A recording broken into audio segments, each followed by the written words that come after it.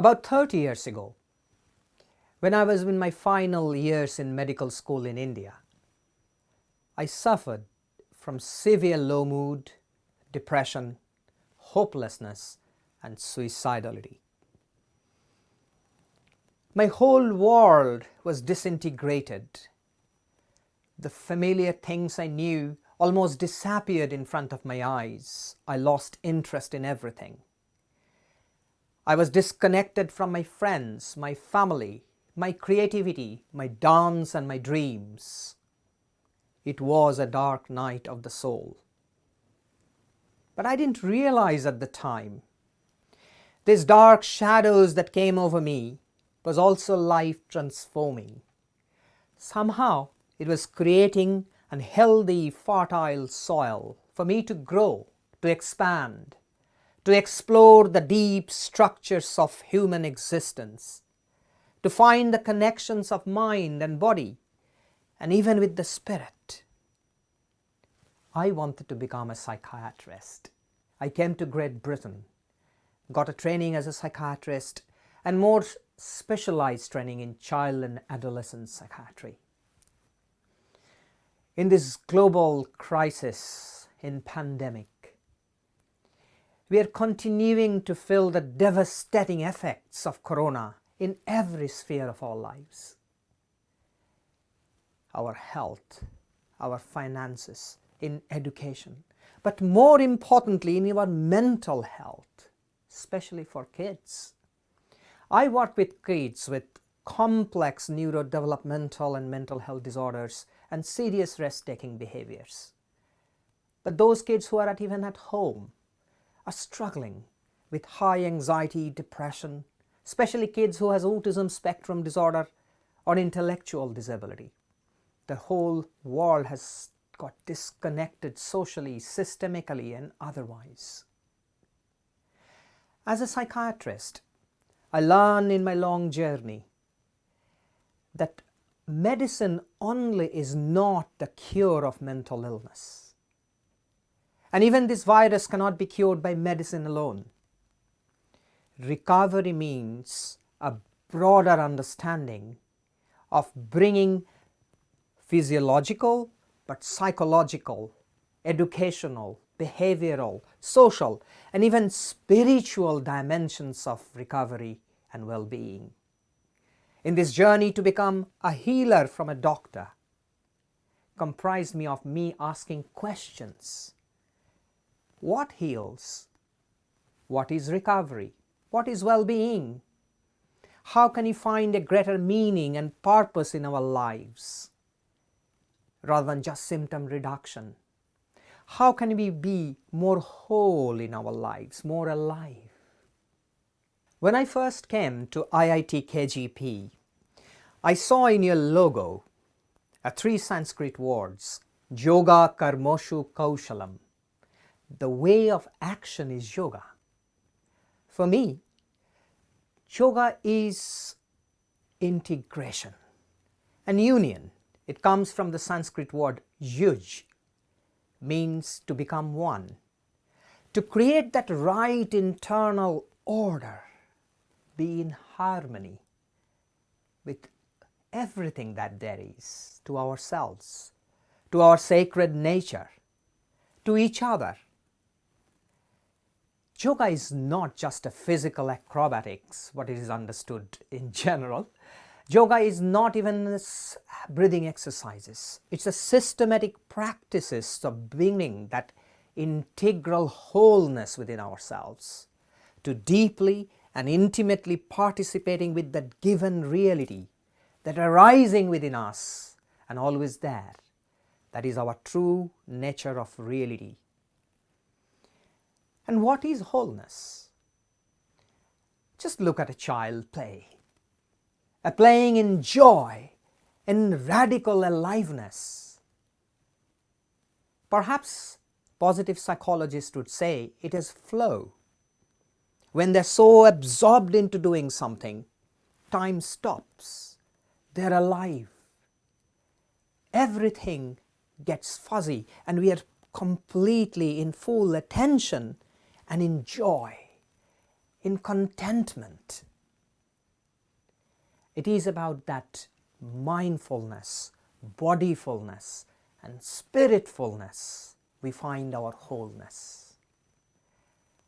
In fact, the word spirituality, if you look into Hebrew or Latin or Greek words, the original words mean spiritus, the life breath. Breath makes us alive. What spirituality is about is that aliveness that we feel in life's flow. It is not about going somewhere and looking into something. It is about having one step in front of another, feeling that aliveness and joy and knowing we are already there. And when we feel that whole, that aliveness in ourselves, meaning flows in our lives. A greater sense of meaning and belonging comes to our lives. And that is joy and wholeness in integration, in harmony, in yoga. So, how come we are not feel that alive in these times of crisis, of global pandemic? The one word answer is fear. The fear that disintegrates us, grabs us, holds us, and creates disharmony, breaking our worldview of integral worldview of calm and stability. It threatens us. So how can we overcome this fear? We transform this fear by cultivating an inner attitude of stability, wholeness, aliveness, and integrating or reintegrating back into our lives. And this is my yogic approach, a 3-step approach called SET: stillness, exploration, and trust. Stillness. In this scary and difficult world today, it is hard to find a place of stillness and calm. It's like water is muddy in all sides and we cannot see clearly. But if we try to find solutions in a frantic way, the water gets more muddy. What we need is to keep still, so the mud settles down and we can see more clearly, make wise choices. But this stillness comes with practice and it's not easy. We need to stop, give purposeful pauses, purposeful, mindful pauses in every step of our life. Stop means S-T-O-P. Stop.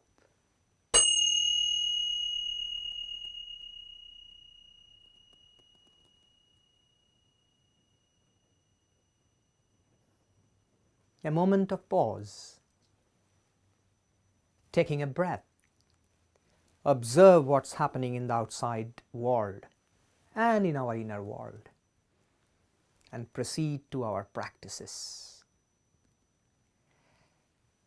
When we are stopping and paying attention, we can hold our fears and anxieties and difficulties and disappointments with greater equanimity and peace. We can be more aware of our thoughts and emotions moment by moment without judgment. We can experience life more fully, not about good and joyous things, but understanding life, it's its entirety, that life is a mixture and a full spectrum of things from good and bad, evil and beautiful.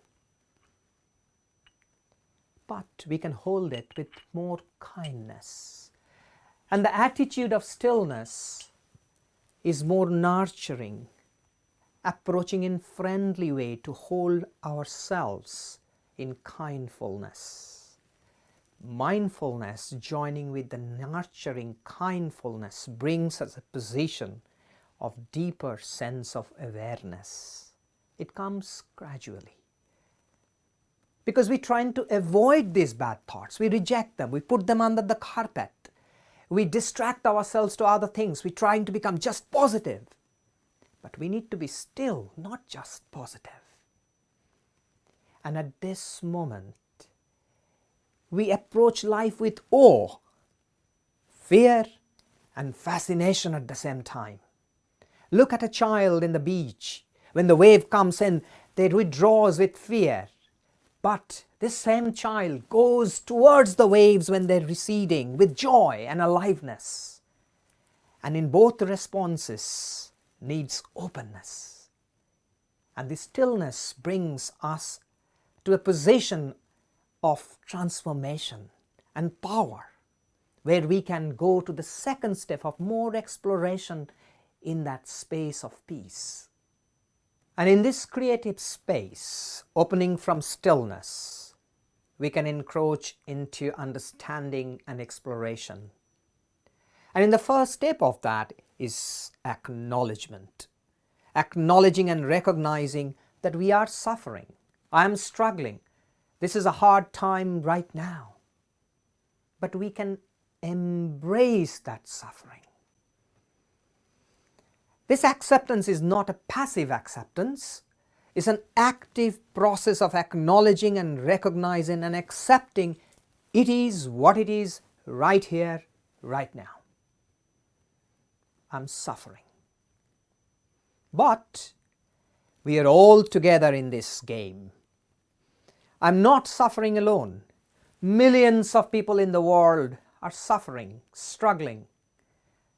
It happened before in the plague in 14th century in Europe that killed millions of people. We are almost in that space again. I am not the only one. And in this recognition opens up a possibility of more self-compassion. Be more kind to ourselves. It opens up a space of understanding that our thoughts and emotions are separate from ourselves. We are not our thoughts and emotions. We are unlimited sky. And these thoughts and emotions are like clouds passing by. It's like a film screen that we are watching a movie, the pixel dancing on the screen, but we can caught up in the drama, but we have a choice not to and see the movie screen separate from ourselves. In that recognition, we can start altering the relationship with our thoughts and emotions and ourselves. We can use the understanding from Stoic philosophers like Marcus Aurelius or even Epictetus, who said, some things are up to us and other things are not. Things or events doesn't have a value in itself. How we respond or relate to them are important. Whatever is going in the world, in our lives, in our families, we can create a different relationship, but using philosophical understanding. Being in the zone 1, our attitudes and things, our beliefs towards things. Zone 2 is something that we cannot control. We try to control and become more anxious. The events that are happening is in zone 2, but we can relate to it differently. But this has to come from understanding, recognition, acceptance, and stillness. And it's a creative process. And in this process brings us to trust.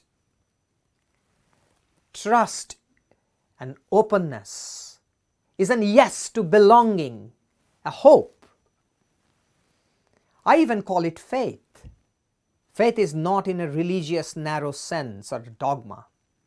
It's a courageous trust to life. Courage comes from the Latin word cor, means heart.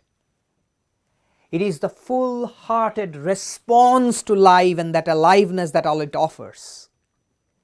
It is the full-hearted, mindful approach towards life that we lean into our pain and embrace the whole world of suffering. We watch our thoughts but do not cling to them. Do not feed the fire, but we can alter the relationships and trust the process of life.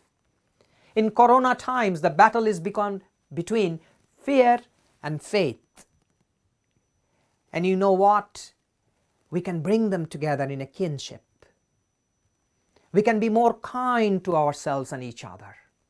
We can create a global kindness pandemic. In fact, kindness comes from the English old word sinde and Middle English word kinde, means family. Kindness is our religion. We are tied together. And in the right sense of the religion, again from Latin religio, tying the broken knots together. We can integrate ourselves in that whole. We can reconnect with nature, ourselves and each other in a different ways. And when we do that integration, again meaning starts in our lives. We belong. And in that greater sense of belonging, we become greater and larger than ourselves. And that is yoga. In summary, in these difficult times, our full-hearted response to aliveness or wholeness means to be mindful, to be fully present with our experiences, to be playful, to be open and creative and curious, to be prayerful, to connect, communicate in communion, and have trust, a sense of belonging. Yes. And last but not the least, be grateful.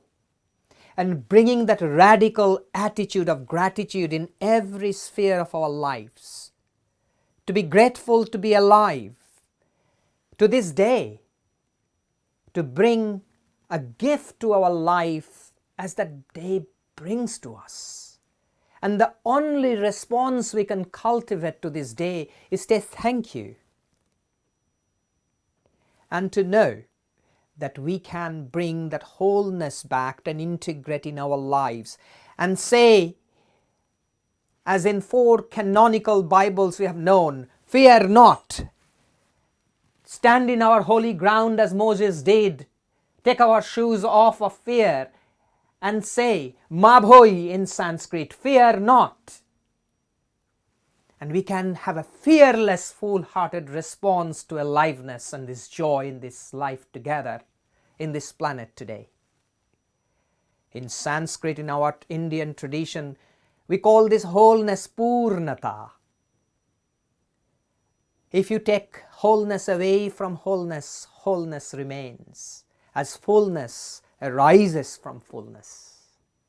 I'll finish with a Sanskrit verse from Upanishads. Om Purnamada Purnamidam Purnat Purnamaduchyate Purnasya Purnamadaya Purnamevavasishyate. Om Shanti, Om Shanti, Om Shanti.